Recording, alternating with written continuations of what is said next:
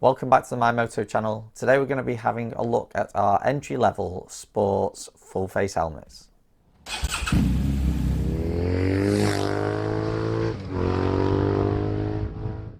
So we've got these three sports helmets: Airoh's Connor, Axor's Apex and AGV's K1s. All three very similar, both in styling. They've all got that racy style with a fin off the back, and they're all injection molded shells. All come under that £200 bracket. But there is some slight differences which we'll go into, but let's hit the important bit first. Price. So Airoh's Connor is $119.99. Axor's Apex is $124.99. And AGV's K1s is $161.99. Now, the Axor comes with a tinted visor in the box, and it also has a pin lock included. Now, it is only the 30 pin lock, but it is included with it. If you wanted to level these up to have tinted visors and pin locks included, you're talking an extra $59.99 for a dark smoke visor for the Connor, and then an extra $34.99 for the pin lock. And it is a 70 pin lock, so it's a slightly bigger pin lock than what the Axor has.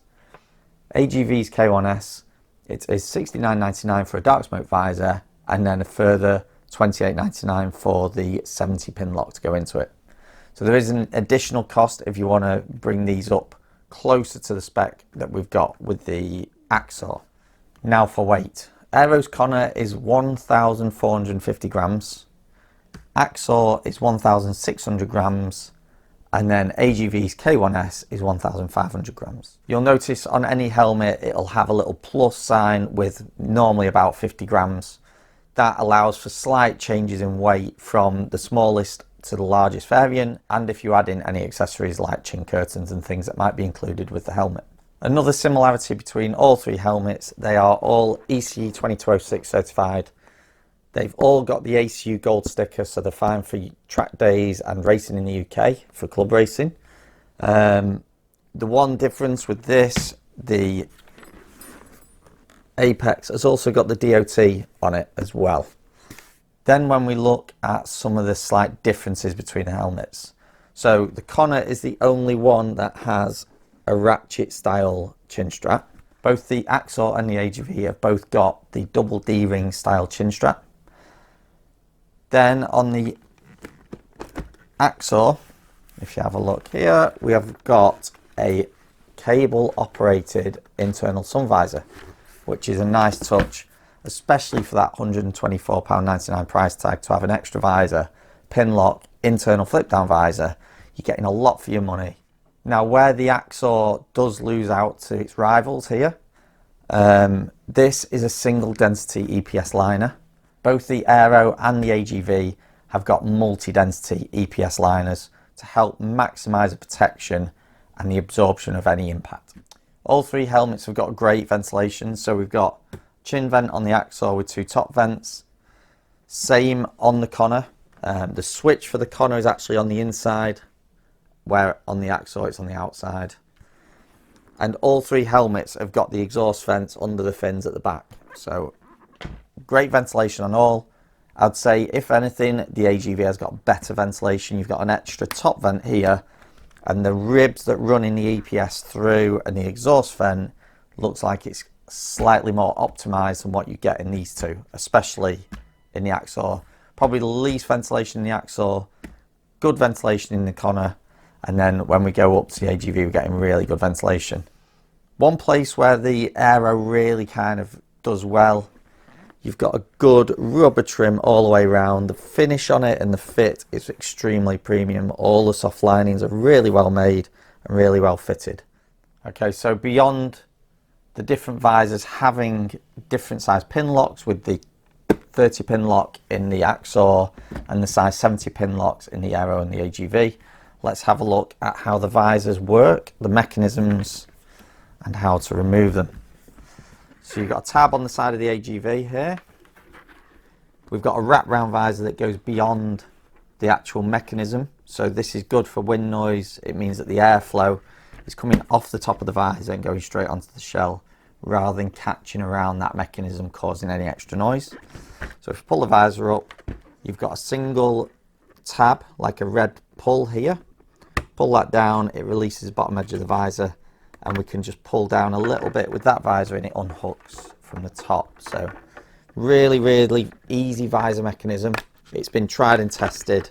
It's been used on the old K1. The same mechanism is used on the K3, and also a slight variant of it on the K7 as well. So it's tried and tested method. Onto the Axor. Same again, we've got a tab on the left where we can lift the visor up.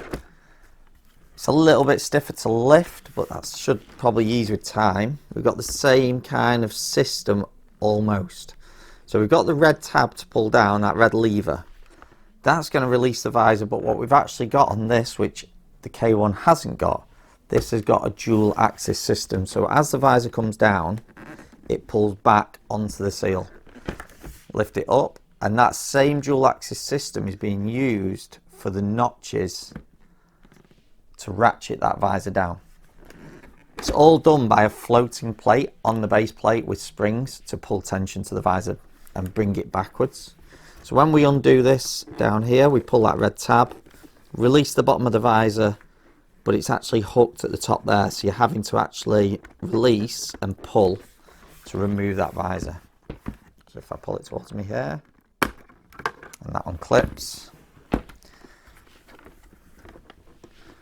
Same again on this side, pull that, and then I'm going to pull that away, and it unclips like so. So there we go. And like I say, we've got another visor in the box, a tinted visor that comes with that helmet. Onto the Connor. Similar visor again, it wraps around over the mechanism, same as these two. This is a dual axis, same as what the Axor is, so that visor as it comes down pulls back onto the rubber seal. We've got a release tab again, very similar to the other two. Pops out of the bottom, and then similar to the Axor, you've got to pull it forward to release it. If anything, it does come away a lot easier than what it does on the Axor. Slightly easier to release. So there we go. Now let's strip down the internals and have a look what the insides of these helmets are like and if there's any differences. Okay, so let's start with the AGV again. What we've got with the AGV, we've got two cheek pads that are removable, but it's all built into this one neck curtain as well. So what we do, there's press studs at the back here. So you just undo those press studs for each cheek pad. Most cheek pads, there'll be a press stud at the front of the cheek pad, a press stud up near the top, and a press stud at the back. So if they are removable, they all kind of pretty much use a similar system. Then we're hooked down between the EPS and the shell. There's a plastic edge on this soft padding that drops into there and clips in. So what we've got to do is pull up on that until it unclips. Like that. Same on this side.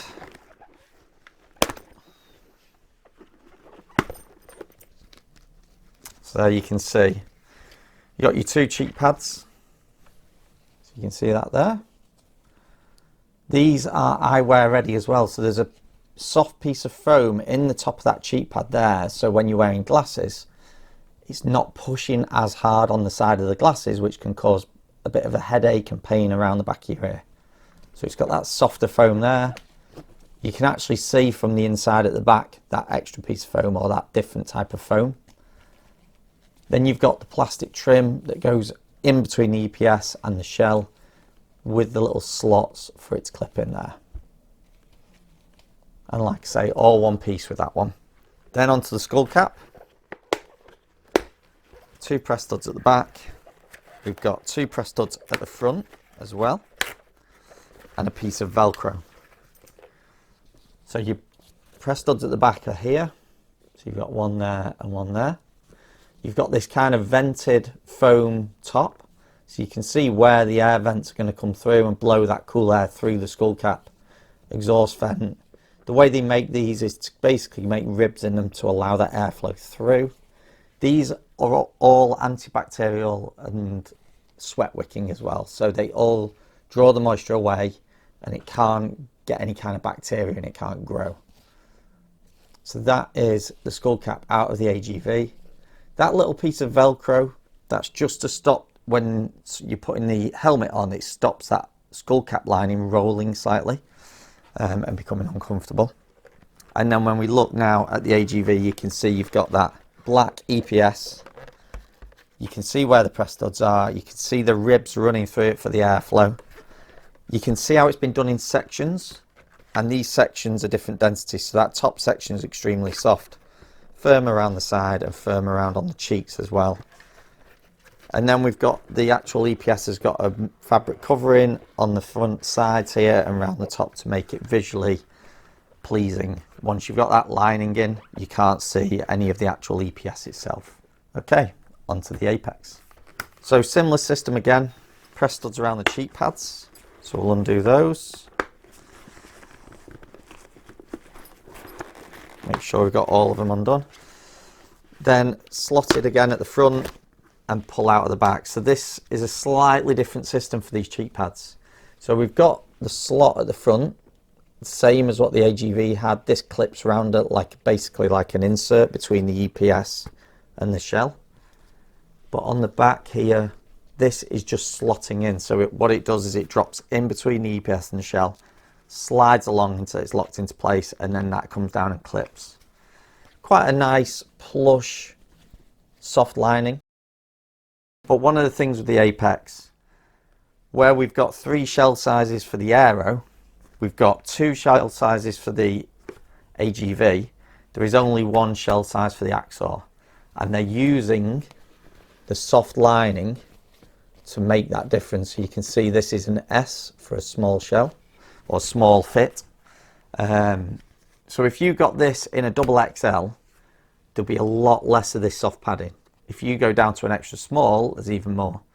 So it does feel particularly comfy. If you're small, medium, there's a lot of padding in there. It feels nice and comfy.